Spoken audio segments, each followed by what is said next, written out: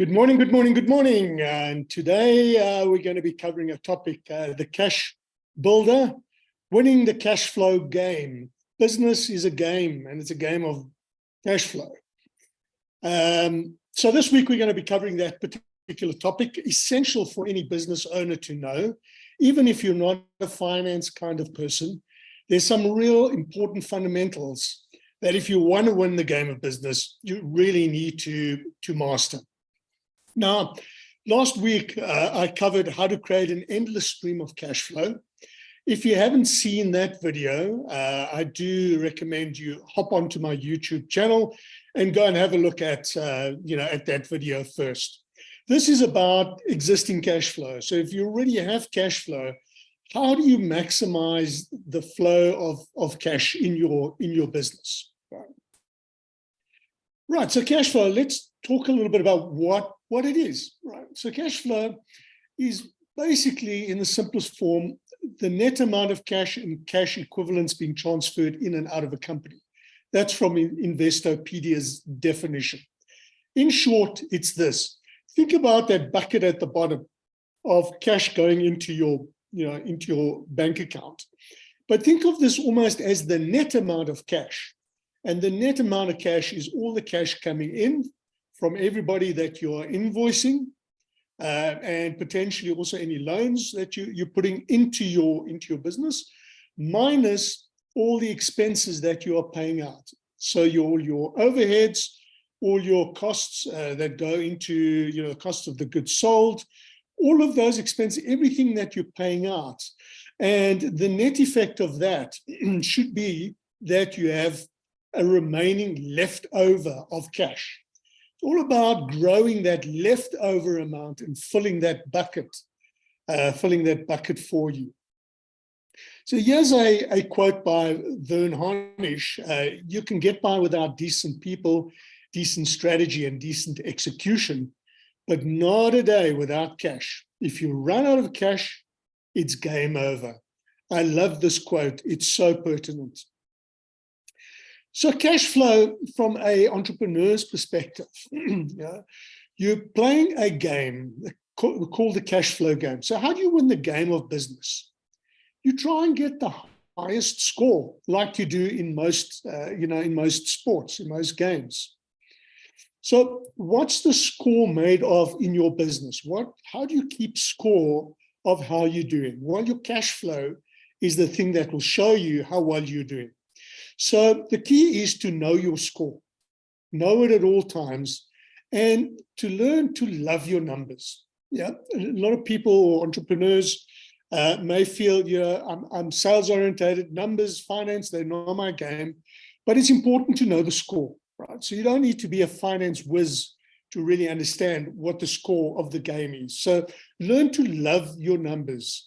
Learn to learn about the things that I'm going to show you today and track some of these numbers so that you know exactly where you stand, right? So why is this important? Well, your company becomes more and more valuable and investable when you're growing and sustaining strong cash flows. So the more leftovers there are of your business as you're progressing through time, the more you're selling and the more you are producing, if there is more and more cash left over each and every day, week, month, year, then you are starting to become more and more valuable as a company. If you have less and less and less cash, it's a sign of how you as an entrepreneur or CEO has managed to strategically manage the business. And a declining cash flow is a bad sign. It's not a good sign. It's a declining value of your company as well. So just think about it this way.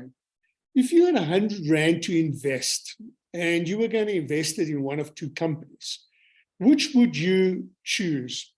Let's say you put 100 Rand in and the first company would offer you 10 Rand back every year for perpetuity, or you invest this 100 Rand in another company, you'd get 3 Rand back in year one, 5 Rand in year 9, 14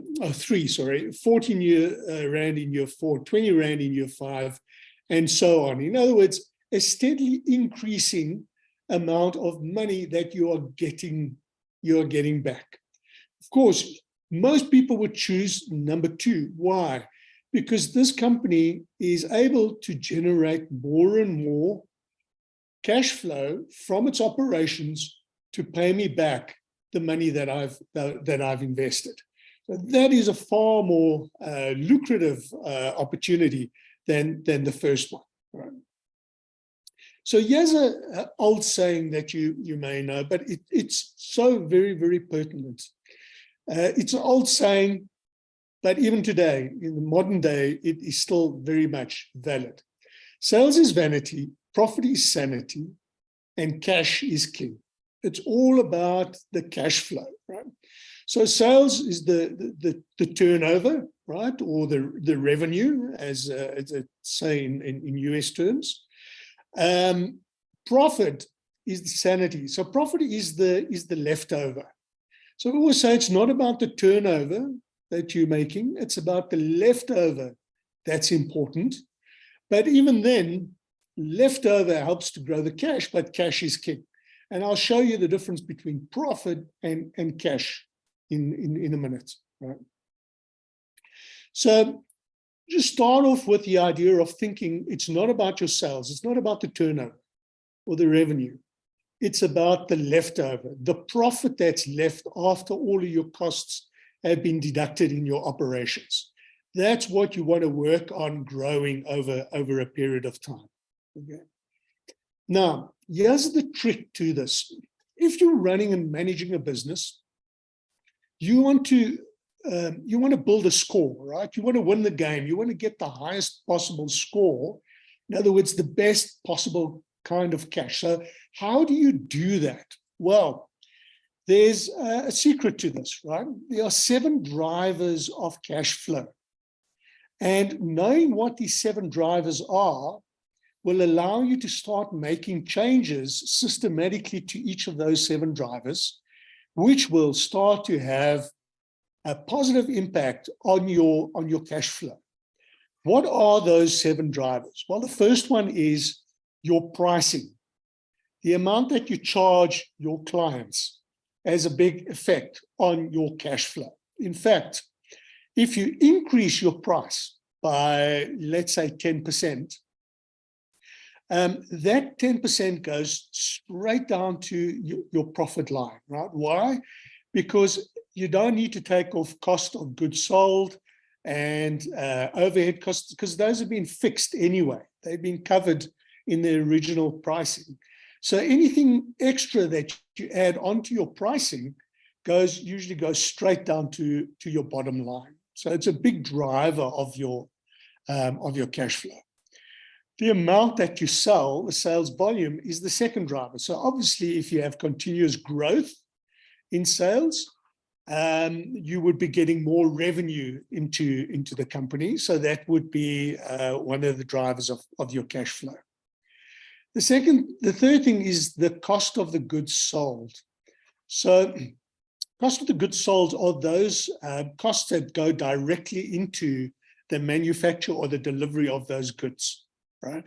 So if you are making a certain kind of product, let's say it's a food product, it's the cost of the ingredients that have gone into creating that product. Okay. Then there's overhead costs. Those are the costs that month on month tend to stay the same. Your rent, your fixed salaries, all those kind of costs are your overhead costs, your water, your electricity, etc. Those are overhead costs, and that also has an impact on your cash flow. Now, those 4 things, the pricing, the sales volume, cost of goods sold, overhead costs, those are drivers of your profit. And I'll show you just now, if you can improve those, that will improve the leftover, the amount of profit that's left. Okay? But then there are 3 other things that you've got to think about, right? And those 3 things drive what we call your working capital, your actual cash that you're buying and selling that you're buying things with and that you're getting back from sales. And that is your accounts receivable, your accounts payable, and your inventory or stock, as well as work in progress. So any work that is, or materials that are in the manufacturing process in your, in your company, or if you're doing consulting or a people heavy business, it's really the hours that you're selling. So it's the work in progress, the hours that have been spent on doing that particular work. So those 7 key drivers, if you keep your eye on those drivers and understand how to improve those drivers, you can significantly improve your cash flow. All right. So your management team and yourself is responsible for the working capital and the profit, those 4 and 3 factors. So it's important that you start creating awareness amongst your team members about how cash flow works so that they can increase the score and help to win the game. Right? So number 1, they've got to understand that in general, increased prices tends to be good for cash flow. Now, of course, there's always a limit to these things. You can't just put any price there because your sales might start to drop off.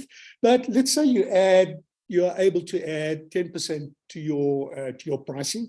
That would be good for cash flow, right? Decreasing your margins is bad for your cash flow. So if you have your sales minus the cost of your goods sold, give you your gross profit, right? If the cost of the goods sold, the things that you are buying to manufacture or to produce, if that goes up in cost, then your gross margin, the leftover after the cost of goods sold, start to shrink. So that's bad for your margins. Right? If your overhead costs go up, then that's additional costs once again. So your net profit starts to go down. That's bad for your cash flow. Right? So costs, very, very important to manage your efficiency and your costs. Then collecting from your clients, right? So the slower your collection, the longer you take to invoice people and get your money in, that's bad for your cash flow, right? The slower you pay your invoices for people that are supplying you, in theory, that helps to improve your cash flow, right? And increasing your overheads, like increasing your rents, your electricity, your water, all those kind of things, your insurance, etc., that tends to be bad for your cash flow. Now, all these things have to be very carefully thought about and tempered. For example, paying your suppliers slower might be good for your cash flow, but if you push it too far, it might ruin the relationship that you have with your suppliers. So you've got to think about what it is that you are able to do and how you can improve these things. But the first thing that you need to know is which way to move these factors in your business. You increase it and decrease it. Will that be good for my cash flow or bad for my cash flow? So it's important to increase people's awareness in your company, especially your management team, about how this cash flow impacts your business. Now, here's the thing. Making small incremental changes to those 7 levers can have a dramatic effect on your business over time. Even a 1% change to the 7 levers can have a profound effect on your cash flow position. Often these things compound on each other, right? It's not 1 + 1 + 1 + 1. It's 1 + 1 + 1 is 7 kind of effect. So it compounds and it starts to give you an exponential impact on your cash flow. And this is the trick, and this is why it's so important. Right? So way to start is to set your ideal numbers. What would the ideal world look like for you? Where are you now, right? So look at your pricing and say, do an assessment of your pricing. When last did you have an increase? maybe you had no increase like this example in 2 years, right? And ideally, you would have liked to have at least 10% increase on what you have right now. Right? Your sales volume, maybe that's standing as example at 9 million rand, but you would like that to be at least 11 million rand. Right? The cost of goods sold, let's say that's 60% of your sales. And ideally, you would like that to run at 57%. Right? Your overhead costs are maybe running at 5 million rand, and ideally, you would like that to run at 4.7.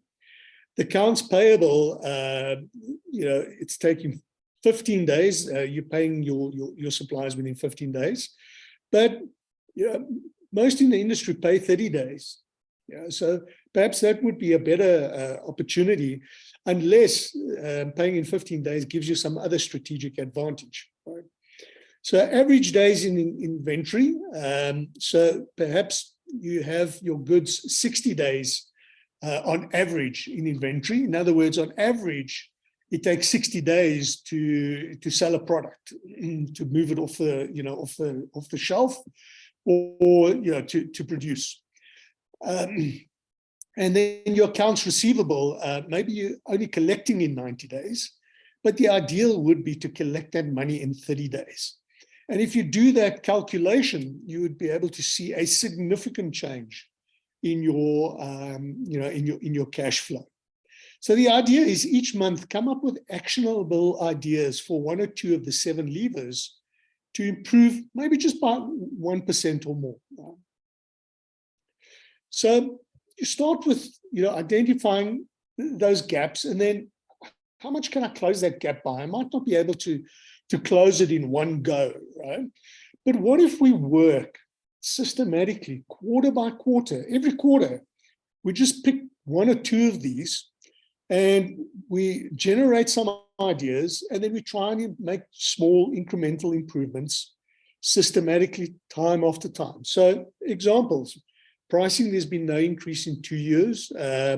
There's a 12% gap in margins. In other words, my margins are too small, or there's a 60-day gap in accounts receivable, there's a 15-day gap in inventory days, maybe there's a 15-day gap in accounts payable. Whatever that gap is, start having a look at saying, so what is it that we can do? And then create a cash gap plan, right? So, can we negotiate shorter payment terms with our customers? Can we invoice quicker? Sometimes it's not the customer that's the issue. The issue is we take such a long time to notify accounts department to invoice. Maybe they take too long. Maybe the errors that are taking place in those invoices, and there are a lot of comebacks, which extends the whole period of getting the cash in. So assessing the terms that you set with your customers, number one, and then number two, getting a faster collection system going can make a significant impact. Maybe you can think about things like give bonuses to your accounts receivable staff if they manage to hit certain targets, right? Certain minimum days outstanding. Outsourcing your accounts receivable. Maybe there's a better way to collect than your internal capability. Maybe you don't have a very good, a strong internal capability. Maybe you want to outsource that to your accountant. Longer terms with your suppliers, right? So go and renegotiate terms with your suppliers. You could think about things like perhaps you've got a multitude of suppliers that supply a similar thing. What if you grouped it together and offered 1 or 2 of those, your best suppliers, a higher volume in exchange for better payment terms? Look at your inventory.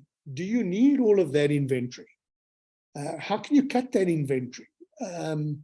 Which parts, which products can you reduce? It might not be everything that you need to reduce. Or if you're selling hours, right? Can you reduce the cost of the work that's being done? Does all the work have to be done by your most expensive staff? Could it be, some of it be transferred to more junior staff, less costly staff, right? Reduce cash conversion cycle, the time it takes from the time you lay out cash to produce what you're producing, right all the way through to delivery of your product or service, right through to the invoicing and collecting. How long is that? And I'm going to cover that in a second. But look at how you can reduce your cash conversion cycle.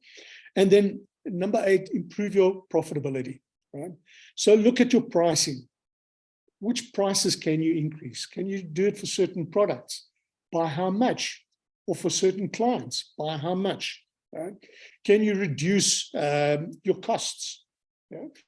Costs of goods sold, overhead costs.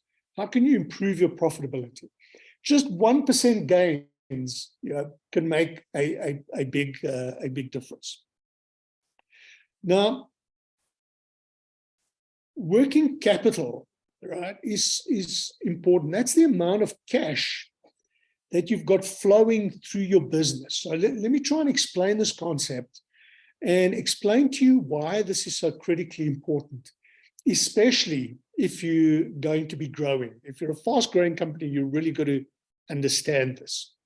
So what is this concept of cash gap? Well, cash gap is really about, as I said, the time when you first lay out cash to create the product or the service, to the time it's delivered, invoiced, and the time you get your cash back, right? That duration, the longer that is, the more risky your business becomes, especially if it grows, and the more cash hungry it becomes. And so let me explain, right?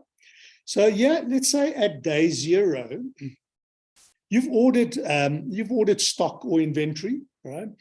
And it arrives at day 0, okay? At day 0, you also get the invoice, okay? And let's say they've given you 30 days to pay. So yeah, at this point in time, at day 30, you're going to be paying out cash, right? Let's say your inventory stays with you for 60 days. There might be manufacturing taking place, etc. But let's say it's just inventory, right? And you're shipping it out to your client, the final product, at day 60. And then you're sending an invoice over here, but you've given them 120 days. You've given them 60 days. You've given them 60 days to pay. So you'll get your cash back on day 120, right? So your cash gap is from the time you've paid out, on day 30, to the time you've got cash back, which is on day 120, right? That period over here is your cash gap. And why this becomes important is if your business is just, your sales are just plateauing, they're constant all the time, you are not really going to notice the impact of this cash gap because you're going to be invoicing, you'll be waiting 120 days, you've got enough cash in your bank account, otherwise you wouldn't be operating. And so the cash cycle just continues. However, if you suddenly start to grow quite rapidly, you are paying more and more cash out to buy increasing levels of stock. So let's say you're paying 100,000 Rand this month, but because your sales are growing, you have to pay 200,000 for stock next month, 300,000 for the following month, 400,000 for the following month, and you're only getting your cash back in 80 or 90 days. That means your cash requirements to buy stock are growing, and you're not getting cash back in time to fund that growth. Right? That becomes a real debilitating challenge. Right? So your business might be profitable. Right? In other words, you've got a product and it's got a good profit margin on it, etc. But if your cash isn't coming back in time, you don't have enough money to fund the purchases that you need to make, right? Or the manufacturing of those goods. What you'd like to get to is something like a zero cash cap, right? So what happens with a zero cash cap? So let's have a look here. Yeah, once again, your stock or your inventory arrives, right?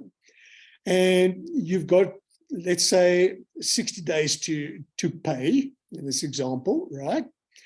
If you can get your cash at the same time as what you're paying out, right? So if you could invoice your clients at the same time as what you're paying out, and you're getting your money back at 60 days, you would get the money at the time when you need to pay out, right?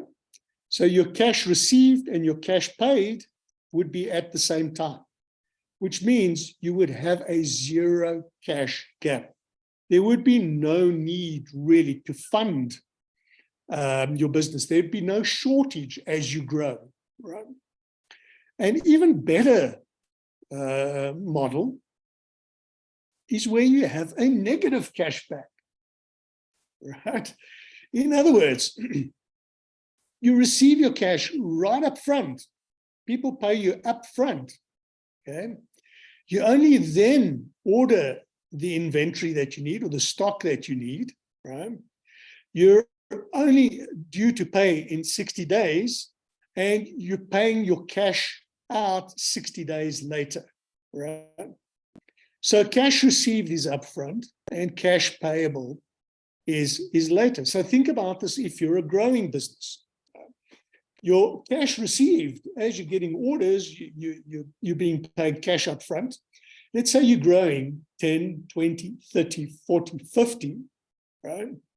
You're getting that cash in, you're getting 10, 20, 30, 40, and you only need to outlay cash in maybe 60 days, 10, 20, 30, 40, etc. Right? So you've got a negative cash cap. That is a brilliant business model. Okay, so let's just think about some examples.